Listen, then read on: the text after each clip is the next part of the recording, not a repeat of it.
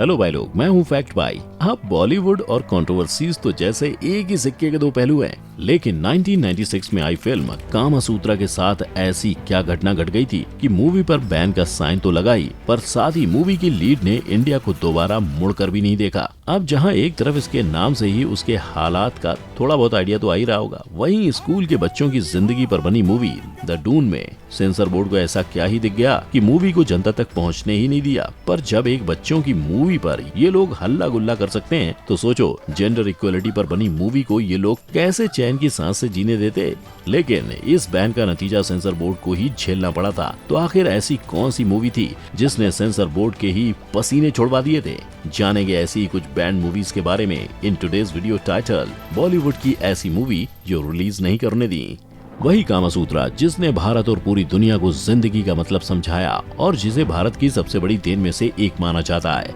जब इसी कामासूत्रा पर फिल्म बनाई गई, तब क्यों इसे इंडिया के ही बड़े पर्दों पर दिखाने नहीं दिया गया? हम कामासूत्रा अ टेल ऑफ लव इस बदनसीब फिल्म की बात कर रहे हैं जो 1996 में सिनेमाघरों में दिखाई दी थी, और इसी फिल्म के सिनेमेटोग्राफर मिस्टर डेक्लिन क्विन को बेस्ट सिनेमेटोग्राफी के लिए अवार्ड भी मिले थे। साथ ही क्रिटिक्स ने इस मास्टरपीस को 5 में से 5 रेटिंग भी दी थी। लेकिन इसके बावजूद जिस देश की सभ्यता और इतिहास पर इस फिल्म को बनाया गया था, उसी भारत ने इसको अपनाने के बदले हमेशा के लिए बंद कर दिया।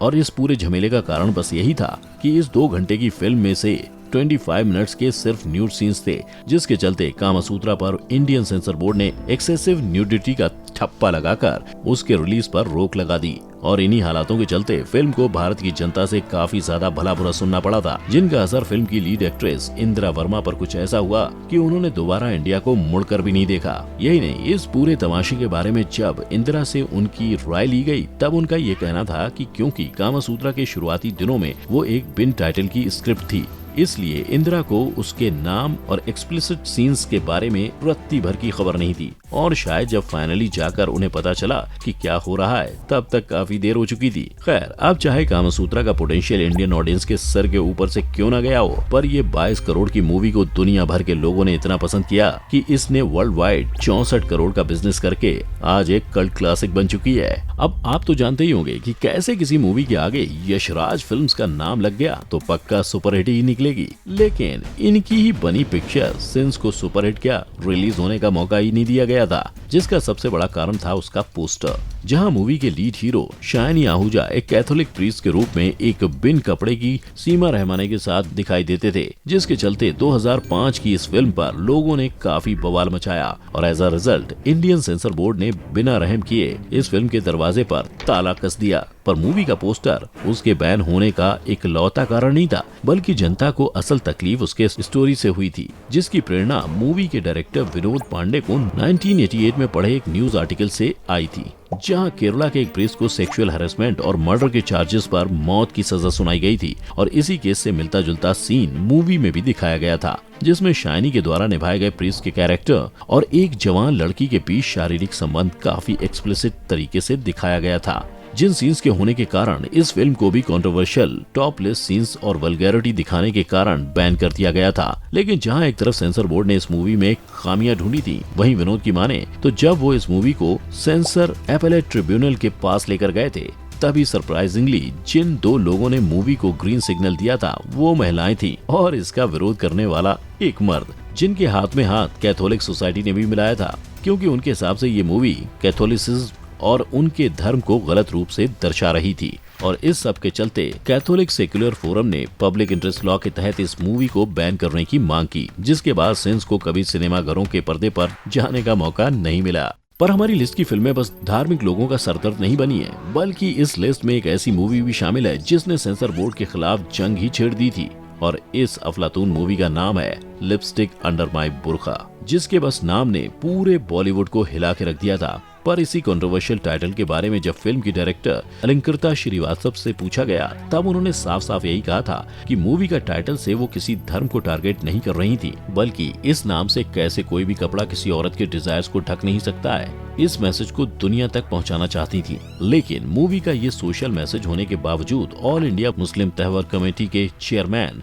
और साफ शाह मीरी खुर्रम ने मूवी के टाइटल को लेकर काफी बखेड़ा खड़ा कर दिया था और सिर्फ एक टाइटल के कारण मूवी पर कंप्लीट बैन लगाने की भी मांग कर दी, जिस पे उनका ये कहना था कि मुस्लिम कम्युनिटी के अलावा भी ऐसे कई धर्म हैं जो अपना मुंह दिखाने के लिए साड़ी का पल्लू का इस्तेमाल करते हैं, तो वीमेन इक्वलिटी दिखाने के लिए सिर्फ बुर्के को टारगेट करना एक तरह से मुस्लिम कम्युनिटी के सेंटिमेंट्स को हर्ट करने के बराबर है। उनके साथ ही सेंसर बोर्ड ने मूवी के हद से ज्यादा गाली गलौज और ऑडियो पोर्नोग्राफी को वजह बनाकर मूवी पर फुल स्टॉप लगाने की बात कर दी। लेकिन ये बात मूवी की टीम को जरा भी हजम नहीं हुई और उन्होंने सेंसर बोर्ड के खिलाफ आवाज उठाते हुए कहा कि अगर उन्हें वीमेन ओरिएंटेड फिल्म से तकलीफ है तो उन्हें अपने जॉब से रिजाइन कर देना चाहिए, जिस बात ने #लिपस्टिक रिबेलियन की शुरुआत की, जिसको बड़े बड़े सेलेब्स ने भी सपोर्ट किया और फाइनली जाकर मूवी को ए सर्टिफिकेट के साथ रिलीज कर दिया गया, जिसके चलते कई अवार्ड्स के साथ ही 6 करोड़ के बजट पर बनी ये मूवी ने 26 करोड़ से ज्यादा का बिजनेस किया। और अब बारी आती है ऐसे मूवी की जिसे सेंसर बोर्ड ने इतनी बेरहमी से बैन किया था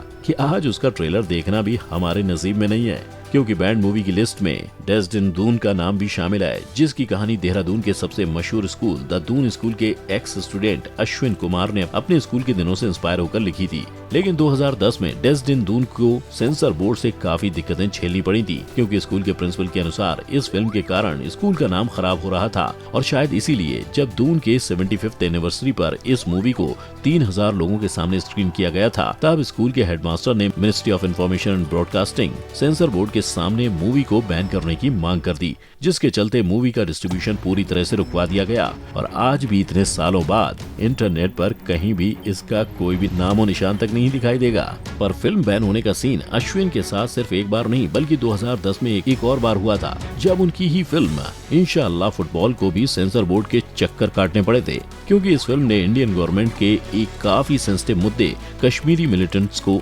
छेड़ा था, जिसके चलते मूवी को बैन करने की बात की गई थी। किंतु कुछ महीनों बाद सेंसर बोर्ड ने इस मूवी को ए सर्टिफिकेट देकर रिलीज करवाया और साथ ही इसने नेशनल अवार्ड्स भी जीते। और शायद सेंसर बोर्ड को सेंसिटिव टॉपिक से कुछ ज्यादा ही लगाव है, शायद इसीलिए उन्होंने 2003 की फिल्म द पिंक मिरर को भी नहीं बख्शा था। हम जिस मूवी की बात कर रहे हैं उसने बॉलीवुड में पहली बार सही मायनों में ट्रांससेक्सुअल को दर्शाने का काम किया था, लेकिन जैसे आज भी ट्रांससेक्सुअल्स को सोसाइटी ने अपनाया नहीं है, ठीक उसी तरह इस मूवी के कॉन्सेप्ट को भी सेंसर बोर्ड ने गलत समझा और इसे बैन कर दिया, जिसमें उन्हें मूवी पर ऑफेंसिव और वल्गैरिटी जैसे वाहियात इल्जाम लगाए थे। और वाहियात इसलिए क्योंकि वल्गैरिटी के नाम पर मूवी में 2 ट्रांससेक्सुअल और एक गे टीनेजर की कहानी बताई गई थी। मतलब कितना वल्गर ना। हमारे इंडस्ट्री को मस्ती ज़्यादा और क्या कूल है हम जैसी फैमिली मूवीज ही हजम होती हैं। खैर, अब सेंसर बोर्ड को तो इस हीरे की परख हुई नहीं, लेकिन वर्ल्ड वाइड इस मूवी ने काफी अच्छा नाम कमाया था, जिसके चलते इस फिल्म को 70 से भी ज्यादा इंटरनेशनल फिल्म फेस्टिवल्स में प्रीमियर किया गया, जहां उसने काफी अवार्ड्स भी जीते।